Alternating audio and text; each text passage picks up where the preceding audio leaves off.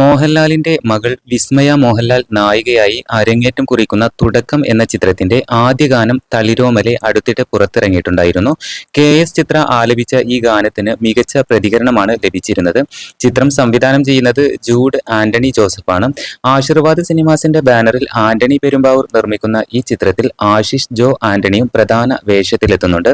നിലവിലെ ഔദ്യോഗിക വിവരങ്ങൾ പ്രകാരം തുടക്കം എന്ന സിനിമ 2026 ഓഗസ്റ്റ് 7 തിയേറ്ററുകളിൽ റിലീസ് ചെയ്യാനാണ് തീരുമാനിച്ചിരിക്കുന്നത്.